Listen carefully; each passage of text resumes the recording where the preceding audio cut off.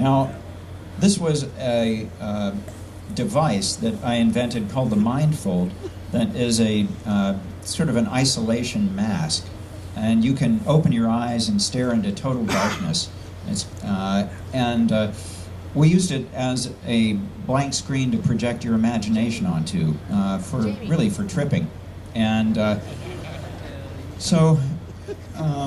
very, very strange when I found out a few years ago that a really nefarious character like the Mindfold. This was in a movie called Journeys with George, and a friend of mine told me about it, and I was a little shocked. I don't know what to say about that. But this was a piece called The Beast, and people came into the room, and I had a rubber stamp with the number of the beast, 666, and I would stamp their hands, but this was New York, and many of them wanted me to stamp their foreheads. Okay, so this piece was called Nuclear Crucifixion. It's a 9.5 by 10.5 foot painting, and it's based on a vision I had that was basically the same kind of ignorance and brutality that would murder a saint would be responsible for a nuclear event. This piece is called Wasteland, and the audience got a little pamphlet that said Mr. and Mrs. X were on their way to dinner when they were surprised by a nuclear blast. They arrived at a dinner table in hell to feast on money. And so Allison and I ate money and drank blood, and at a certain point, Mrs. X gets up and vomits up all the blood money, and pulls the nuclear clock back, and then sticks her hands down Mr. X's throat to gag him. I'm sorry I don't have the video to show you. This piece is called Human Race, and basically well, let's see. I wonder if this thing will work. Okay. This gives you an idea of it. I don't think there's sound here, so I'll just describe it. You can basically see it's a device that has steel rods anchoring it to the center of the room, and I am laying above a skeleton which has been suspended underneath there, and invented this kind of strange device that's got one wheel, and this was the test ride. Now people were sitting very close to this, about a foot or so away from it, and yeah, it was a little dangerous, but fortunately it got stopped before anybody got hurt. Human Race.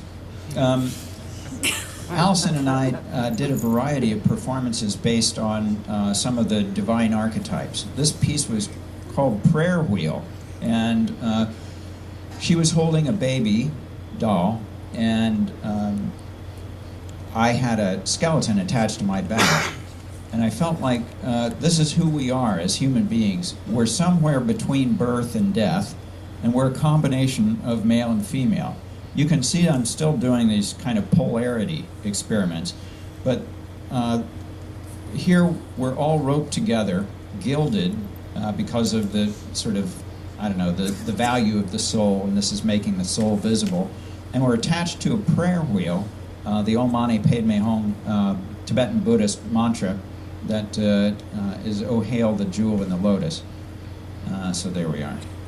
So here is the living cross, and there were about 500 apples and some 500 roses, and Allison and I lay there in state, and above us was a symbol of death and transcendence. This piece was called Goddess. It was done at Lincoln Center out of doors, and I did about 100 prostrations to the goddess, and my wife Allison and daughter, Zena, were in the heart of the goddess there nursing. So this is a view from above. There was about 5,000 apples in this piece. This piece was called Living... what was this piece called? Heart Net. Yes. This piece was called Heart Net, and it was exhibited at the American Visionary Art Museum in Baltimore. Beautiful museum. And this had also a map of the world, and on top of it were these little hearts that we invited people to write prayers for the world and hang them on this net. It was up there for a whole year, so it collected like thousands of prayers, and it was really beautiful. There was a very hopeful image of this tiny tot, I guess, that is the world to be. And for me, this is a symbol of hope, you know, that we're beginning to become planetary citizens and realize our connectedness with the planet. So I did a whole performance once called World Spirit with Kenji Williams, who's a great musician, and Allison joined me on stage, and our daughter, invoking the World Spirit. And joining together with about 1,000 other people in Oakland to do this performance together. We started doing a number of festivals and performances and things, including various cultural events like the Cannabis Cup. So, so this piece was about 10 years ago. For High Times, you know, they every year they decide the best pot in the world, and it is a difficult job, but somebody's got to do it. So this was my first poster for High Times was Cannabia, the cannabis goddess, and then a couple of years ago I did Cannabacus, and so this is kind of the god that's the counterpart to Cannabia.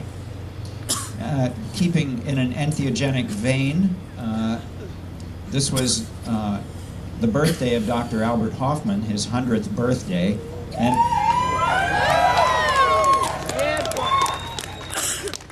yeah, hear that, Albert?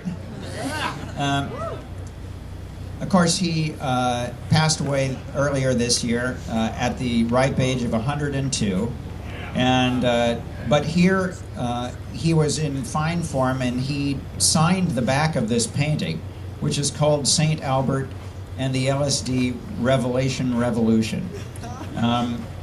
This is a painting that has a lot of portraits of various people who have influenced psychedelic history surrounding them, and also psychedelic culture on another side.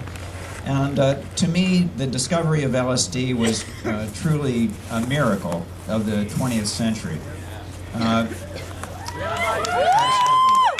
Well, he heard a voice telling him to go back and mix up a medicine which 5 years previously he had just left on a shelf. So he said that he heard LSD calling him. And it really was a transformative catalyst that I think is still finding its place in our culture. Now, I want to share with you something that's just happened this week. When Dr. Hoffman died, I inquired to his son, Andreas, whether we might receive a relic of some kind to place in our chapel. And I explained that Chartres Cathedral was built around a garment that was supposedly worn by Mary when she gave birth to Jesus. And Dr. Hoffman was a little uncomfortable with the whole idea of being regarded as a saint. He never really wanted that, you know, and so I tend to mythologize him because I think it was a real miracle, even though he was a scientist, a chemist, and all these things. So the family was a little uncomfortable with giving the lab coat, which I had asked for. But what they did decide to give us was his glasses. And so we're going to be proudly displaying the glasses worn by Dr. Hoffman when he synthesized LSD, and that are portrayed in my